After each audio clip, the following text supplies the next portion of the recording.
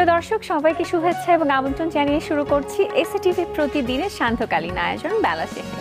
আপনাদের সাথে আছি আমি অর্চি রহমান এবং থাকবো পুরোটা সময় জুড়েই।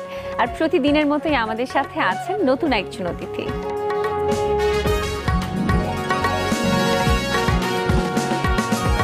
প্রিয় দর্শক, আজ আমাদের সাথে আছেন সঙ্গীত শিল্পী মন্টি সিনহা। চলে যাচ্ছি তার কাছে। কেমন আছেন? খুব ভালো, আর বিশেষ করে ভালো লাগাটা একটু বেশি নিজের পরিবারে আসতে পেরেছি। অবশ্যই, এবং সে কারণে আপনাকে অনেক অনেক আমন্ত্রণ এবং শুভেচ্ছা জানাচ্ছি আমাদের বেলা শেষের আয়োজনে। ধন্যবাদ। আচ্ছা, বেশ কয়েকদিন হয়ে গেল নতুন একটি গান রিলিজ হয়েছে, সব কথা, যেটা টাইটেল, সেটা প্রসঙ্গে একটু জানতে চাই। পরিকল্পনাটা কেমন ছিল, কবে থেকে ছিল? সেটার পরিকল্পনা আসলে 4 বছর আগের। এতদিন ধরে? একদমই। গানটি যখন আমি আমার মিউজিক ক্যারিয়ার শুরু করি, যখন রিয়েলিটি শো থেকে বের হওয়ার পরে, তখন হঠাৎ করে একদিন শান ভাইয়ের কল আসে যে শান ভাই বললো যে মন্টি তুই একটু স্টুডিওতে আয়। তারপর আমি স্টুডিওতে গেলাম, তো বললো তুই আমার জন্য একটা গান করতে পারবি? আমি বললাম ভাই আপনি যদি আসিস দেন অবশ্যই করতে পারবো। তো উনি বললো যে ঠিক আছে, আমি তোর জন্য একটা গান তৈরি করছি। তো সেক্ষেত্রে ওই গানের যে লিরিক লিখেছেন শান ভাইয়ের নিজের বোন তানিয়া সুলতানা আপা, ওনার লিরিকে শান ভাইয়ের টিউন এবং কম্পোজিশনে এই সব কথা গানটি আমি করি, এবং যেটা রিলিজ হলো কদিন আগে। জি, এবং রিলিজের পরে রেসপন্সটা কেমন পেয়েছেন? খুব ভালো, খুব ভালো।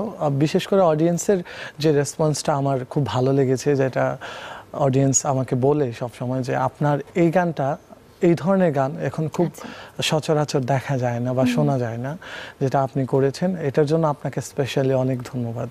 আচ্ছা, এবং গানটি কোন ধরনের ছিল? আপনি যেরকম গান, সুস্থ ধারার একটু সেমি ক্লাসিক বেসড গান। আচ্ছা, এবং গানটির মিউজিক ভিডিও আমরা পেয়েছি। সেই মিউজিক ভিডিওর কথা একটু জানতে চাচ্ছি। শুটিং কোথায় হয়েছে?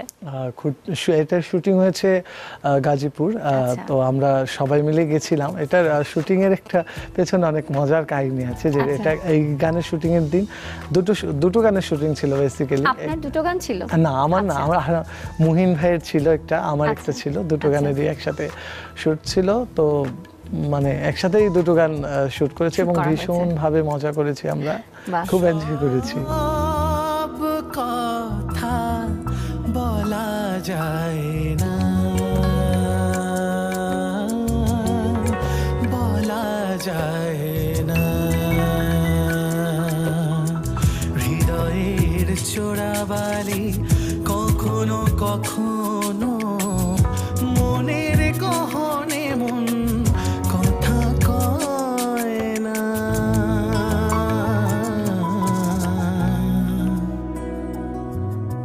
সব কথা বলা যায় না, বলা যায় না। সেদিন প্রচণ্ড রোদ ছিল, রোদের মধ্যে আমাদের অনেক ফুটেজ দিতে হয়েছে, যেটার জন্য আমাদের একটু কষ্ট হয়েছে, কিন্তু কষ্টটা খুব বেশি একটা মনে হয়নি, কারণ আমরা সবাই মিউজিকের মানুষ একসাথে ছিলাম। তো গল্প আড্ডায় আসলে সময়টা ভালো কেটে গেছে। এবং এখন আসলে গানের মানুষ হয়েও এই যে মিউজিক ভিডিওর প্রতি খেয়াল রাখতে হচ্ছে এবং লুকটার প্রতি খেয়াল রাখতে হচ্ছে, এক্সপ্রেশন দিতে হচ্ছে, সেই দিক থেকে কেমন লাগে আসলে গানের মানুষ হয়ে এগুলো করতে? অবশ্যই, এটা আমি মনে করি এটা গানেরই একটা পার্ট। কারণ একজন এখন যেটা হয়ে গেছে যে গান আসলে শুধু মানে শোনাতে সীমাবদ্ধ না, দেখারও বিষয়টা চলে এসছে। তো সেক্ষেত্রে আমাদের নিজেদেরকে সেভাবে দর্শকের সামনে প্রেজেন্ট করতে হবে, যে আমাদের কতটুকু ভালো লাগছে স্ক্রিনে, নিজে কতটুকু এক্সপ্রেশন দিচ্ছি গানে, গানের এক্সপ্রেশন ঠিকঠাক হচ্ছে কিনা, এগুলো অবশ্যই ম্যাটার করে। আচ্ছা, এবং এই মুহূর্তে গানের আর কি পরিকল্পনা চলছে? সামনে আর কোনো গান পেতে যাচ্ছি আমরা? হ্যাঁ, খুব তাড়াতাড়ি আরেকটি গান আমি রিলিজ করছি। গানের কাজ অলমোস্ট শেষ, প্রায় শেষের পর্যায়ে। তো গানটি রিলিজ করছি। গানটি টাইটেল হচ্ছে মানব কল। গানটি একটু ফোক ফ্লেভারের গান। তো গানটির কথা লিখেছেন রিপন মাহমুদ এবং সুর ও সঙ্গীত আছেন শ্রদ্ধেয় বড় ভাই অয়ন চকলাদার। বাহ, এবং এই গানটি শুটিংও নিশ্চয়ই শেষ করে ফেলেছেন? হ্যাঁ, অলমোস্ট। কোথায় হয়েছে? এটাও সাভারের দিকে হয়েছে। এবং সবগুলো গানে কি আপনি মডেল হিসেবে থাকছেন নাকি মডেল হিসেবে অন্য কাউকে না, নেওয়া হয়েছে? আসলে এখানে আমি যেটা আমার গানে যেটা বিশেষত্ব আমি মনে করি যেটা যে আমার গানগুলোই ওই রকম যে আসলে খুব বেশি মডেল ডিমান্ড করে না। এখানে গানটা আমি চাচ্ছি যে মানুষের কান পর্যন্ত পৌঁছে দেয়া। সেক্ষেত্রে আমার যে কিছু কিছু গান আছে যেগুলো আমি নিজেই মানে চিত্রায়নে নিজেই অংশগ্রহণ করছি, বাহ। এবং সেক্ষেত্রে দর্শকের মানে রেসপন্সটা আরো বেশি পাওয়া যায় আমার মনে হয়। আচ্ছা, গান নিয়ে গল্প করছি এবং এই গানটির দু লাইন কি আমরা শুনতে পারি এই মুহূর্তে? Sure. এই দুনিয়ার ইঞ্জিনিয়ার গড়ছো দালান বহুতল, বলতে পারো কোন মাটিতে গড়েছে দয়াল মানব কল, কোন মেশিনে কলে পানি করেছে দয়াল রঙিন জল, কোন মেশিনে কলে পানি করেছে দয়াল রঙিন জল, বলতে পারো কোন মাটিতে গড়েছে দয়াল মানব কল, দয়াল বলতে পারো কোন মাটিতে গড়েছে দয়াল মানব কল। বাহ, চমৎকার। আরো অনেক গান শুনবো আর অনেক গল্প করবো, তবে ছোট্ট একটা বিরতির সময় হয়ে গেছে। নিশ্চয়ই। প্রিয় দর্শক, নিয়ে নিচ্ছে ছোট্ট একটা বিরতি, ফিরে আসছে এক্ষুনি আবারও আমাদের আজকের অতিথির কাছে। গান হবে, গল্প হবে, আমাদের সাথেই থাকবেন।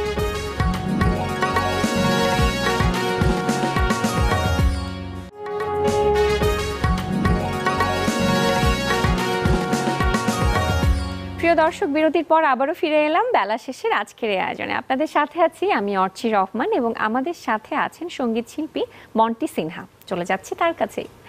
জি, গান শুনছিলাম, চমৎকার একটি গান শুনে আমরা বিরতি থেকে ফিরে এলাম। এই মুহূর্তে গানের আর কি কি পরিকল্পনা চলছে এবং কোনো অ্যালবামের পরিকল্পনা চলছে কিনা? হ্যাঁ, পরিকল্পনা তো অনেক কিছুই আছে। তো গানের পরিকল্পনাটা পুরোটাই নিজের গান নিয়ে। এখন নিজের গান করার পেছনে অনেক শ্রম দিচ্ছি, অনেক প্ল্যানিং করছি নিজের গান নিয়ে। তো অ্যালবামের যেটা বিষয়, আমি তো একটা করে গান রিলিজ করছি, তার সাথে মিউজিক ভিডিও, হ্যাঁ তার সাথে মিউজিক ভিডিওর পরিকল্পনা তো থাকছেই। তো অ্যালবাম আকারে অনেকগুলো গান আমার জমা আছে যেগুলো আমি অ্যালবামে দেওয়ার প্ল্যানিং করছি। তো সেই গানগুলো নিয়ে একটা ছোট্ট অ্যালবাম করারও প্ল্যান আছে। আচ্ছা, গানগুলো লিখেছেন কে? লিখেছেন তো অনেকেই, অনেকভাবে লিখেছেন, এবং সেগুলো রিলিজ করার পরে দর্শকরা জানতে পারবে। আপনার কি গান লেখালেখি করা হয়? আমার গান লেখাটা খুব বেশি হয় না, তবে লিখেছি কয়েকটা, তবে শুটটাই বেশি করা হয়। এবং সেগুলো নিয়েও নিশ্চয়ই কখনো পরিকল্পনা করবেন? হ্যাঁ, একদমই তাই। এবং তার মধ্যে আমার খুব কাছের একজন বন্ধু, তার সুর করা এবং রকিব লিখন ভাইয়ের কথায় আরেকটি গান আমি তার পরপরই রিলিজ করব। বাহ, চমৎকার। আশা থাকছে যে ভবিষ্যতে গানগুলো আমরা কাজগুলো দেখতে পারবো। এই গানের যাত্রা শুরু হয়েছে যদি ইন্ডাস্ট্রিতে যদি সেই হিসাবে বলতে চাই তাহলে রিয়েলিটি শো এর মাধ্যমে বলতে হবে। এবং বাংলাদেশ আইডল আমাদের এসএটিভি আয়োজন করেছিল, সেখানে আপনি সেকেন্ড রানার আপ হয়েছিলেন। সেই যাত্রার একটু সময়কার কথা শুনি। কিভাবে রেজিস্ট্রেশন করলেন, কিভাবে সংযুক্ত হলেন? আসলে বাংলাদেশি আইডল আমার জন্য একটা ড্রিম, বিকজ এটা একটা ইন্টারন্যাশনাল প্ল্যাটফর্ম যেটা বাংলাদেশে প্রথমবারের মতো হয়েছে, এবং এসএটিভির মাধ্যমে এটা আসলে বাংলাদেশে আমরা সবাই অংশগ্রহণ করতে পেরেছি বাংলাদেশি আইডলে। তো এটার অভিজ্ঞতা বলতে আমার যেটা রেজিস্ট্রেশন করা থেকে শুরু করে এখান পর্যন্ত আসা, তো আমি প্রথমে একটা পত্রিকায় আমি দেখি যে বাংলাদেশি আইডলের হচ্ছে বাংলাদেশে প্রথমবারের মতো একটা ইন্টারন্যাশনাল রিয়েলিটি শো। তো আমার বিশেষভাবে আমার খুব বেশি আগ্রহ জাগে এটার উপর। তারপর আমি ফ্যামিলিকে জানাই, আমার পরিবারের সাপোর্ট ছিল আমার উপর। তো বললো যে ঠিক আছে, তুমি অংশগ্রহণ করে দেখতে পারো। তারপর আমি সিলেট থেকে রেজিস্ট্রেশন করলাম, যেহেতু দেশের বাড়ি সিলেট, রেজিস্ট্রেশন করলাম, ওখানেই অডিশন দিলাম, প্রাইমারি অডিশন যেটা ওখানেই শুরু হলো, তারপর ঢাকায়, তারপর এই। আচ্ছা, এবং সেই প্রথম যখন ঢাকায় এসে জাজদের সামনে আপনি গান করেছেন, তখন জাজ হিসেবে কাদেরকে পেয়েছিলেন?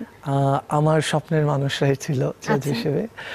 শ্রদ্ধেয় এন্ড্রু কিশোর স্যার ছিলেন, খালামণি ছিলেন, আয়ুব বাচ্চু স্যার ছিলেন, এবং পাশাপাশি ছিলেন মেহেরিন ম্যাম।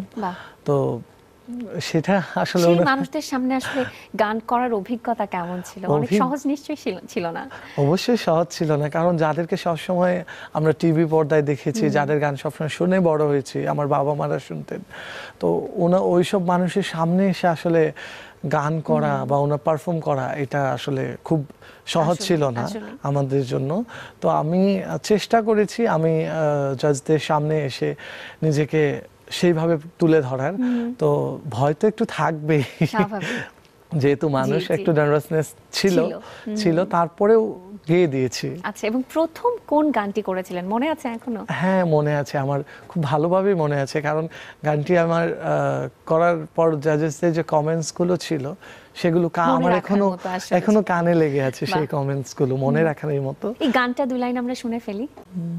চাঁদের ঈর্ষা হবে তোমায় দেখে, চাঁদের ঈর্ষা হবে তোমায় দেখে, সাগরের জোয়ার যে আজ থমকে যাবে, সাগরের জোয়ার যে আজ থমকে যাবে, ও তনুর বাহার দেখে, ও তনুর বাহার দেখে, চাঁদেরও ঈর্ষা হবে তোমায় দেখে।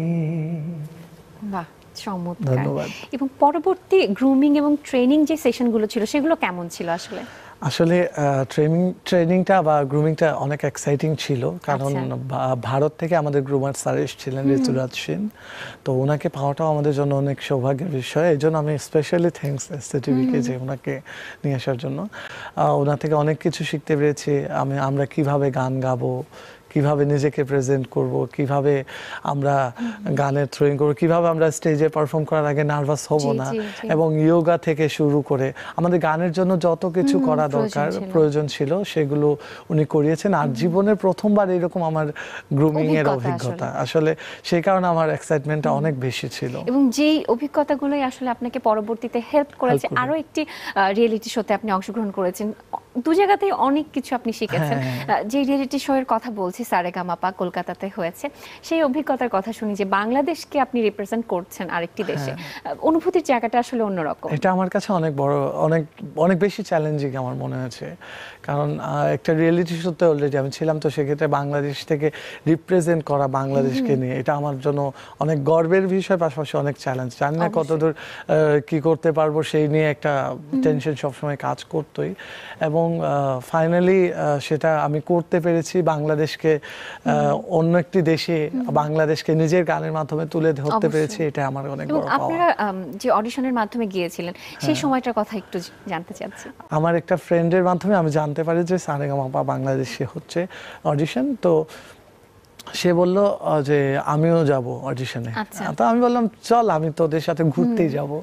তো সেই ঘোরার থ্রোতে আসলে যাওয়া ওখানে, যে দেখে আমার অনেক প্রিয় মানুষজন অডিশন দিচ্ছে, অনেক কাছের মানুষজন, পরিচিত মানুষজন আছে। তো আমি ভাবলাম না, আমারও তাহলে দেওয়া উচিত।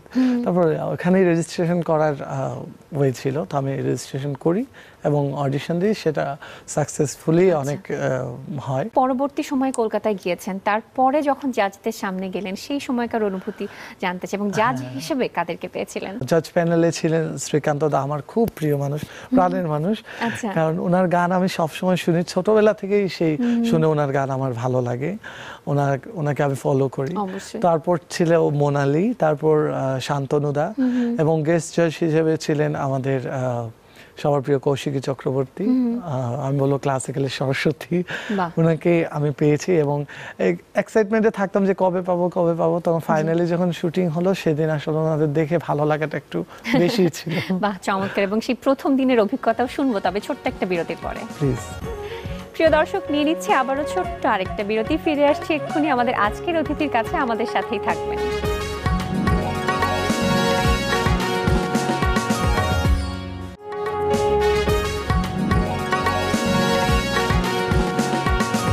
প্রিয় দর্শক, বিরতির পর আবারও ফিরে এলাম বেলা শেষের আজকের এই আয়োজনে। আপনাদের সাথে আছি আমি অর্চি রহমান, এবং আমাদের সাথে আছেন সঙ্গীত শিল্পী মন্টি সিনহা।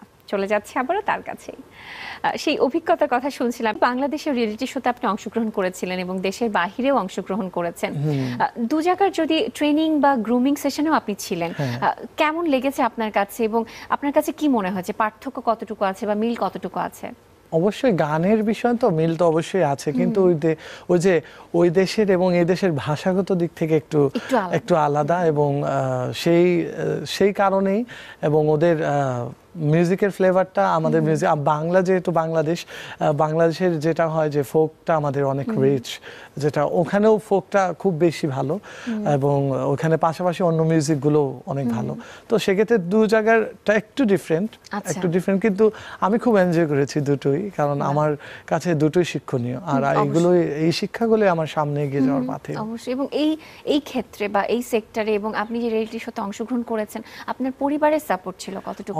অনেক। আমার পরিবার সবসময় আমাকে সাপোর্ট করে যাচ্ছে, এবং সেটা আগে থেকেই ছিল, এখনো আছে, ভবিষ্যতেও থাকবে। ভীষণ সাপোর্টিভ আমার পরিবার, এবং আমি খুব লাকি এই জন্য। এবং গানের হাতে করে কি করে হয়েছিল আপনার? গানের হাতে করে আমার একদম পরিবারই। আচ্ছা। আমার পরিবারে আমার পিসি গান করেন, তো পিসি গান করেন, পাশাপাশি বাবাও গান করতেন এক সময়।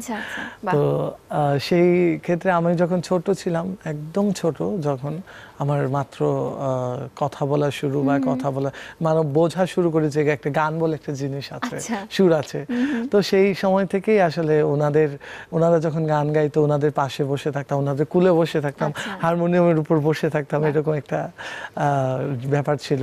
তো আমার যে আগ্রহটা দেখে আসলে ছোটবেলা থেকে আমার পরিবার এবং আমার পিসি আমাকে গান শেখানো শুরু করে।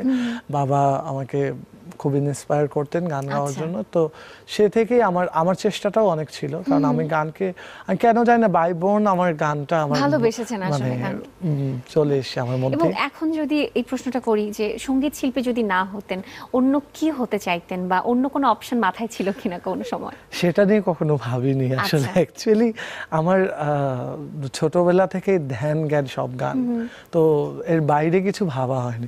যদি এর বাইরে কিছু হতেই হতো তাহলে বাবা মার ইচ্ছেতে হয়তো কিছু একটা হতাম। এবং এখন যদি শুধুমাত্র প্র্যাকটিক্যাল দিকটা চিন্তা করে এটা যদি জানতে চাই যে একজন সঙ্গীত শিল্পী কি সারাটা জীবন শুধু সঙ্গীতকে নিয়ে বেঁচে থাকতে পারবে, জীবিকা নির্বাহ করতে পারবে, প্রফেশনালিজমের জায়গাটা থেকে যদি জানতে চাই, সেটা কি তৈরি হয়েছে বাংলাদেশে মনে হয়? বাংলাদেশের তৈরি এখনো প্রপারলি হয়েছে কিনা আমি সঠিকভাবে বলতে পারবো না, তবে যার যার জায়গা থেকে যদি আমরা শ্রম দিই বা পরিশ্রম করি, সেটার পেছনে যদি ভালো কিছু আমরা বের করে নিয়ে আসতে পারি তো সম্ভব, আমি মনে করি সেটা সম্ভব। শুধু এই দেশেই না, কেন আমরা যদি ভালো কিছু করতে পারি আমরা ইন্টারন্যাশনালি অনেক কাজ করতে পারবো, এটা আমার বিশ্বাস। কিন্তু এখন সময়টা অনেক বেশি কম্পিটিশন, এবং প্রতিদিনই নতুন নতুন গান বের হচ্ছে, রিলিজ দিচ্ছে নতুন নতুন ভিডিও, এবং নতুন নতুন সিঙ্গারদেরও আমরা দেখতে পাচ্ছি। সো সময়টাই আসলে অনেকটা কঠিন একটা সময়, এবং আমার মনে হচ্ছে গ্রহণযোগ্যতাটাও অনেক বেশি ম্যাটার করে এখানে। আসলে আমরা গান শুধু বের করে দিলাম বা গান রিলিজ হয়ে গেল, সেটা কিন্তু ফ্যাক্ট নাই। সেটা আমার কতটুকু আমার নিজের লেভেলটাকে আপ করছে বা কতটুকু আমি কম্পিটিট করতে পারবো সেই গান নিয়ে, সেটাও আমার একটা ভাবার বিষয়। এবং শুধু বাংলাদেশ না, আমরা চাইবো যে সারা বিশ্বে যেন আমাদের গানগুলো শোনে মানুষ, সেই রকম করে আসলে আমাদের আগানো উচিত আমার মনে হয়। আমিও সেটাই জানতে চাচ্ছিলাম যে শুধু গানকে নিয়ে প্রফেশনালি কি গানকে নিয়ে কেউ জীবিকা নির্বাহ করতে পারবে আমাদের দেশে? এখন সেরকম সিচুয়েশন কি হয়েছে? আমি যেটা বললাম, যেটা সম্ভব, যদি নিজের একাগ্রতা থাকে, নিজের খুব খুব খুব বেশি শ্রম দিতে হবে তার পেছনে। আর এখন যেটা দেখা যায় যে আসলে সবাই জীবিকা নির্বাহের জন্য অন্য পন্থা বেছে নেয়। সেটা শুধু গান নিয়ে আসলে সবাই ইয়ে করতে চায়, এটা আসলে পারিপার্শ্বিকতা যেটা আমাদের তৈরি হয়েছে না, এটার কারণেই আমার মনে হয় এটা হচ্ছে, যে মানুষ দেখছে যে ওই রকম মানে রিচ করতে পারছে না, বা ও মিউজিক নিয়ে যে আসলে লেগে থাকাটাই আমার মনে হয় সবচেয়ে, গানের পেছনে লেগে থাকা। আমরা ছোটবেলায় একটা মানে কথা শিখেছি বা শুনেছি যে অধ্যবসায়, যেটা মানে ওটা যদি থাকে না নিজের মধ্যে, আমার মনে হয় সবকিছুই সম্ভব। বাহ। চমৎকার। এবং গানকে নিয়ে নিশ্চয়ই পরিকল্পনা, আপনি যখন বলছিলেন যে আরো অনেক কিছু পরিকল্পনা আছে এবং সারা জীবন আপনি গানকে নিয়েই থাকতে চান, সেক্ষেত্রে একজন সঙ্গীত শিল্পীর স্বপ্নের অনেক বড় একটা জায়গা জুড়ে আছে চলচ্চিত্রের প্লেব্যাকের কথা যদি জানতে চাই, সেক্ষেত্রে আপনার কি ভাবনা?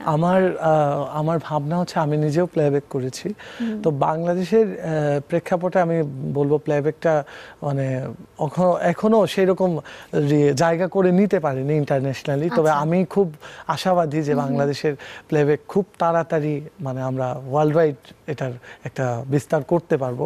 আমরা যারা ইয়াংস্টার আছি, যারা আমরা নিজেরা যদি এটার পেছনে অনেক ইয়ে করি, তো আমি নিজেও অনেকগুলো প্লেব্যাক করেছি, সেগুলো এ পর্যন্ত কতগুলো কাজ করা হয়েছে? এ পর্যন্ত 3-4টা 5টা তো হবেই। আচ্ছা, এবং সামনে এখন কোনো পরিকল্পনা করছেন নতুন কোনো চলচ্চিত্রের কাছে? নতুন চলচ্চিত্রে একটা কাজ এসছে, এখন আমি ওইটা ফাইনাল করিনি, কারণ আমার নিজের ব্যস্ততার কারণে একটু নিজের গান নিয়ে একটু ব্যস্ত আছি। তো ওইটার কাজ শুরু হবে, ফিল্মের কাজ শুরু হওয়ার হয়তো কিছুদিনের আগেই আমরা হয়তো গানটার রেকর্ড করব। বাহ, চমৎকার। এবং অনেকগুলো মাধ্যমে আপনি কাজ করছেন, অনেকভাবেই গানের সাথে জড়িয়ে থাকতে চাচ্ছেন, সেটা বুঝতে পারছি। সেক্ষেত্রে কি কখনো ব্যান্ড নিয়ে পরিকল্পনা করা হয়েছে, বা এরকম কোনো ব্যান্ডের সাথে কখনো ছিলেন? ব্যান্ডের সাথে আমার সখ্যতা ছিল না, যদিও ব্যান্ডের সাথে আমি সেরকম করে ইয়ে করিনি, কিন্তু আমার নিজের একটা প্ল্যানিং আছে যে আমি যদি নিজে কখনো এস্টাবলিশড হই, আমার নিজের একটা ব্যান্ড হবে। এবং সেটা একটু ডিফারেন্ট হবে, কারণ সবাই দেখা যায় ব্যান্ড মানে অন্য কিছু ভাবে, ব্যান্ড মানে একটা পাওয়ারফুল কোনো কিছু একটা। আমি এমন কিছু তৈরি করতে চাই আমার ব্যান্ডের মাধ্যমে, যেটা হচ্ছে মানুষের মানে মনে গেঁথে থাকবে, যে একটা ইউনিক একটা কিছু, যেটা মানুষ বলবে যে না হ্যাঁ ঠিক আছে। এইরকম চমৎকার। এবং অনেক অনেক শুভকামনা থাকছে ভবিষ্যতের কাজগুলোর জন্য। আশা করছি ভালো ভালো কাজ আপনি উপহার দিতে পারবেন। এবং গল্প করতে করতে অনুষ্ঠানের একদমই শেষে চলে এসেছি, তবে গান না শুনে তো বিদায় নেব না। যেহেতু চলচ্চিত্রের কথা বলছিলাম, আমরা চাই আপনি আপনার চলচ্চিত্রে যেই প্লেব্যাকে কাজ করেছেন সব থেকে হিট কোনো একটা গান আমাদেরকে শোনান, আমরা তাহলে বিদায় নিব। আর তার আগে আমি দর্শকের থেকে বিদায় নিয়ে নিব, প্লিজ। প্রিয় দর্শক, আজকের মতো এখানেই শেষ করছি বেলা শেষের আয়োজন। আবারও দেখা হবে নতুন আরেকটি আয়োজনে, নতুন আরেকজন অতিথিকে সাথে নিয়ে। সে পর্যন্ত সবাই ভালো থাকবেন, সুন্দর থাকবেন, সুস্থ থাকবেন এবং এসএটিভির পর্দায় চোখ রাখবেন। কোন গানটা শুনবো? আমার ফিল্মের একটি গান, আনরিলিজ ট্র্যাক, এটা করছি। হে হে আহা হে আহা, আমি ভালোবাসি বন্ধু তোমাকে, তুমি আমায় ভালোবাসো কি? আমি ভালোবাসি বন্ধু তোমাকে, তুমি এ কথা জেনে গেছি। বন্ধুরে বন্ধুরে ও বন্ধুরে, বন্ধুরে বন্ধুরে ও বন্ধুরে, মনেরই কত কথা বলতে চাই, তোমাকে দেখলে ভুলে যাই। মনেরই কত কথা বলতে চাই, তোমাকে দেখলে ভুলে যাই। মায়াবী চোখে নেশা আমাকে উদাস করে, মায়াবী ঠোঁটের হাসি আমাকে পাগল করে। ও আমি ভালোবাসি বন্ধু তোমাকে, তুমি আমায় ভালোবাসো কি? বন্ধুরে বন্ধুরে ও বন্ধুরে, বন্ধুরে